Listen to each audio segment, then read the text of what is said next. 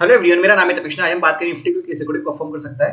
तो अभी 3 दिन से बैक टू बैक माइनस में ही बंद हो रहा है निफ्टी, तो और आज है ना अभी वीकनेस ही दिख रही है मार्केट में। अभी मतलब कंफ्यूजन ज्यादा क्रिएट कर रहा है और वोलेटाइल रह रहा है मार्केट दिन पर ज्यादा।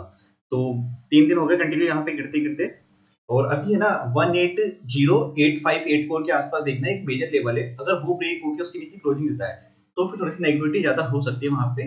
वो चीज का ध्यान रखना। मैं यहाँ पे लेवल भी मेंशन करता हूँ इसमें। बाकी अभी इंट्राडे के लिए चार्ट्स पे देखते हैं भी क्या रहता है। 18085, ठीक है, ये हमारा लेवल हो जाएगा यहाँ पे। इस चीज को ध्यान रखना। बाकी शॉर्ट टर्म पे देखते हैं क्या रहता है यहाँ पे। अभी चार्ट पे 18307 हमारा ये रिजेक्शन लेवल था।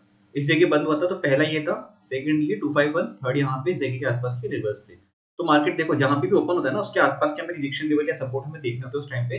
जैसे ये हमारा लेवल था तो ओपन ही यहाँ पे हुआ, तो इनकी वैल्यू उस टाइम पे खत्म हो गई यहाँ पे। तो इसके आसपास पहले देखना सपोर्ट ये बनता है, फिर रिजेक्शन लेवल आसपास में ये बनता है, ठीक है। तो इसके यहाँ से गिरा, यहाँ से मतलब रिजेक्शन इसके ऊपर गया ही नहीं यहाँ तक, तो यहाँ से गिरा तो पहला टारगेट हमें यहाँ तक मिला, उस पर वापस रिटेस्ट करने जाता है मार्केट नॉर्मली।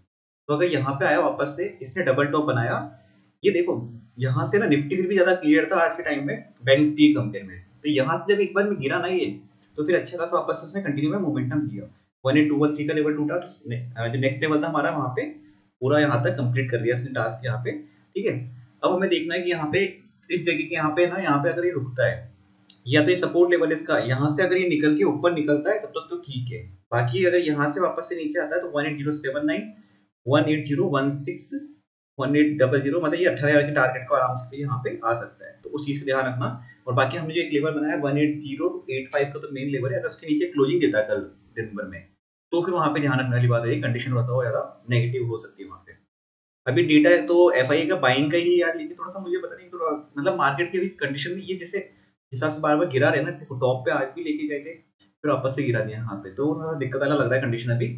और एसबीआई की और आईटीसी की रिजल्ट भी आए आज, तो उसके ऊपर भी ध्यान रखना है कि मार्केट का लव के अकॉर्डिंग रिएक्शन देता है उसके ऊपर।